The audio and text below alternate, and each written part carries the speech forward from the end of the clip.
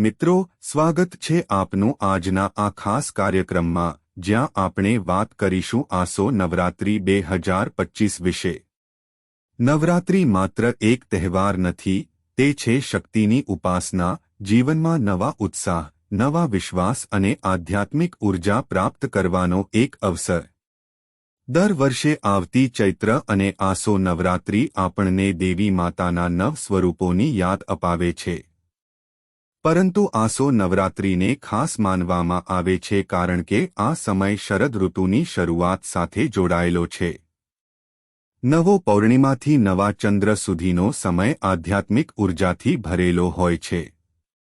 લોકો આ 9 દિવસો દરમિયાન ઉપવાસ કરે છે, માતાની આરાધના કરે છે અને પોતાના જીવનમાં સુખ સમૃદ્ધિ, આરોગ્ય અને શાંતિની પ્રાર્થના કરે છે। આ વર્ષે 2025માં આસો નવરાત્રિ 29 સપ્ટેમ્બરથી શરૂ થઈ 7 ઓક્ટોબર સુધી રહેશે। તારીખ ઉદાહરણ તરીકે મૂકેલી છે, જ્યોતિષીય ગણતરી પ્રમાણે બદલી શકે। નવરાત્રિનું મહત્વ। નવરાત્રિનો અર્થ જ છે 9 દિવસો સુધી માતા દુર્ગાના 9 સ્વરૂપોની ઉપાસના કરવી। પ્રાચીન ગ્રંથોમાં કહેવામાં આવ્યું છે કે જે વ્યક્તિ આ દિવસોમાં શ્રદ્ધા અને ભક્તિપૂર્વક ઉપવાસ કરે છે, તે પોતાના જીવનમાંથી દુઃખ, અશાંતિ અને દરિદ્રતાને દૂર કરી શકે છે। નવરાત્રિ દરમિયાન મનુષ્યને 3 મુખ્ય શક્તિઓ મળે છે। આરોગ્યની શક્તિ ઉપવાસ અને નિયમિતતા શરીરને શુદ્ધ કરે છે। ધન અને સમૃદ્ધિની શક્તિ દેવી માતાની કૃપાથી ધનનો પ્રવાહ વધે છે। આધ્યાત્મિક શક્તિ ભક્તિને કારણે મન શુદ્ધ અને નિર્મળ બને છે। ઉપવાસના નિયમો। ઘણા લોકો પૂછે છે કે ઉપવાસ કેવી રીતે કરવો। ઉપવાસનો મુખ્ય અર્થ છે મન અને ઇન્દ્રિયો પર નિયંત્રણ। ઘઉં, ચોખા, દાળ વગેરે અનાજનો ત્યાગ કરી સક્રિયા, આલુ, મીઠું ઓછું વાપરીને ફળાહાર લેવો। સવારે અને સાંજે માતાજીની આરતી અને પૂજન કરવો। લાલ કપડાં પહેરવાનો પ્રયત્ન કરવો કારણ કે તે માતાની પ્રિય રંગ છે। દિવસમાં ઓછામાં ઓછું એક વખત દુર્ગા ચાલીસા અથવા દેવીના મંત્રોનો પાઠ કરવો। માતાના ચરણોમાં અખંડ દીવો પ્રગટાવવો, જે આખા 9 દિવસ ચાલુ રહે। સંકેતોનો મહિમા। હવે મિત્રો, વાત કરીએ સંકેતોની, કારણ કે લોકો નવરાત્રિ દરમિયાન ઘણીવાર ખાસ નિશાનીઓ અનુભવતા હોય છે। કહેવાય છે કે આ સંકેતો સામાન્ય નથી, પરંતુ દેવી માતાની કૃપા દર્શાવે છે। જો પૂજાના સમયમાં અચાનક દીવો તેજ જળવા માંડે તો તેનો અર્થ છે કે દેવી માતા આપની ભક્તિથી પ્રસન્ન છે। જો ઘરમાં કબૂતર અથવા ગૌરિયા પંખી આવીને બેઠે, સમજો કે તમારા ઘરમાં લક્ષ્મીજીનું આગમન થવાનું છે। નવરાત્રિમાં સ્વપ્નમાં દેવીનું સ્વરૂપ દેખાવું, કે લાલ, પીળા કે સફેદ ફૂલો દેખાવા, એ બધું શુભ સંકેત માનવામાં આવે છે। પૂજામાં અચાનક કંપન કે શીતળતા અનુભવવી એ પણ ઇશારો છે કે દેવી માતા આપની નજીક છે। આ સંકેતો પરંપરાગત માન્યતાઓ છે, પરંતુ એ આપણને વિશ્વાસ આપે છે કે આપણા પ્રયત્નો વ્યર્થ નથી જતા। ઉપાય અને ટિપ્સ। નવરાત્રિ દરમિયાન નાના નાના ઉપાયોથી જીવનમાં મોટો ફેરફાર આવી શકે છે। પહેલા દિવસે ઘરમાં ઘટ સ્થાપના કરવી, માતાના સમક્ષ કળશ સ્થાપિત કરવો। 9 દિવસ સુધી ઘરમાં સ્વચ્છતા, શુદ્ધતા રાખવી। જો જીવનમાં આર્થિક સમસ્યા હોય તો કુમારી કન્યાઓને ભોજન કરાવવું અને તેમને દક્ષિણા આપી આશીર્વાદ લેવો। ઘરમાં સુખ શાંતિ માટે દરરોજ સાંજે ઘંટ વગાડીને આરતી કરવી। આરોગ્ય માટે દેવી કાત્યાયનીના મંત્રોનો પાઠ કરવો। જ્યોતિષશાસ્ત્ર મુજબ આસો નવરાત્રિ 2025। જ્યોતિષશાસ્ત્રીઓ જણાવે છે કે 2025ની આસો નવરાત્રિ ખાસ છે કારણ કે આ વર્ષે શનિ અને ગુરુની અનુકૂળ સ્થિતિ રહેશે। આ સમય દરમિયાન કરેલી પ્રાર્થનાઓ અને ઉપવાસનો દૈવિક પ્રભાવ વધારે અસરકારક બનશે।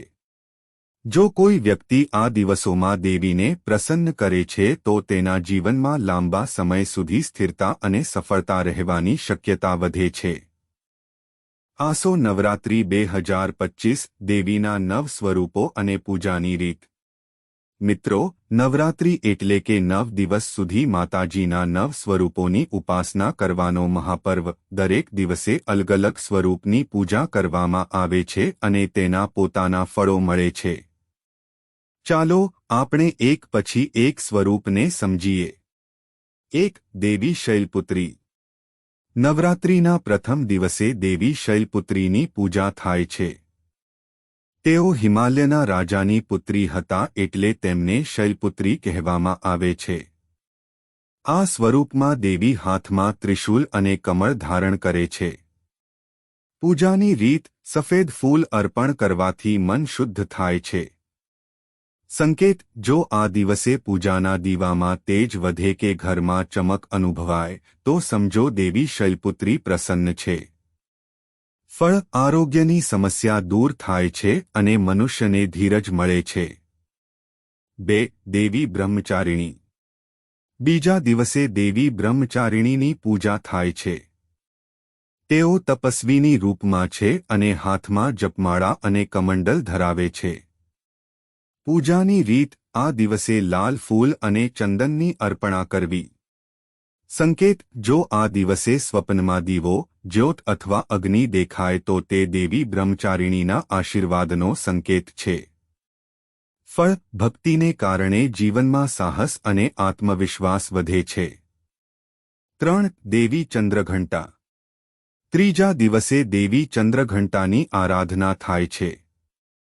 તેમના માથા પર અર્ધચંદ્ર છે અને તેઓ સિંહ પર સવાર છે. પૂજાની રીત. સોનેરી રંગના ફૂલો અર્પણ કરવાથી દેવી પ્રસન્ન થાય છે.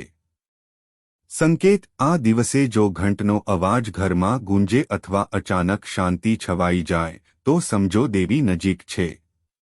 ફળ. દુશ્મનો પર વિજય મળે છે અને ભય દૂર થાય છે. 4. દેવી કુષ્માંડા.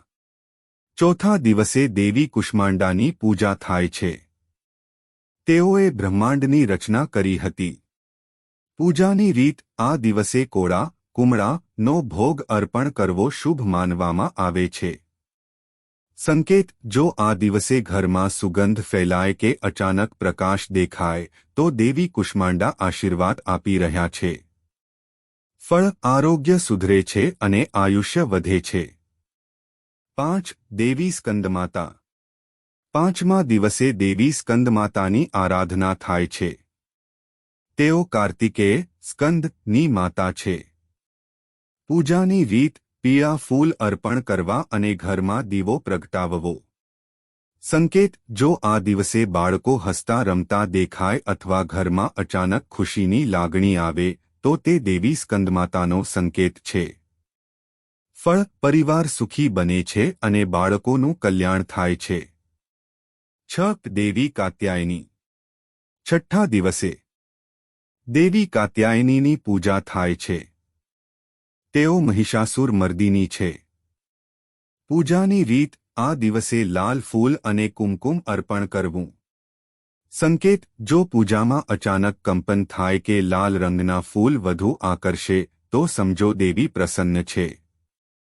ફળ. લગ્ન સંબંધિત અડચણો દૂર થાય છે અને ઇચ્છિત જીવનસાથી મળે છે. 7. દેવી કાળરાત્રિ. સાતમા દિવસે દેવી કાળરાત્રિની પૂજા થાય છે. તેઓનું સ્વરૂપ ભયંકર છે પરંતુ ભક્તો માટે અત્યંત કલ્યાણકારી છે.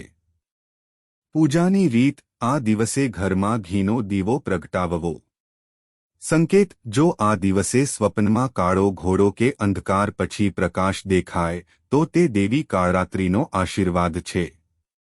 ફળ. દુષ્ટ શક્તિઓનો નાશ થાય છે અને જીવનમાં સુરક્ષા મળે છે. 8. દેવી મહાગૌરી. આઠમા દિવસે દેવી મહાગૌરીની પૂજા થાય છે. તેઓ નિર્મળ, શ્વેતવર્ણી છે.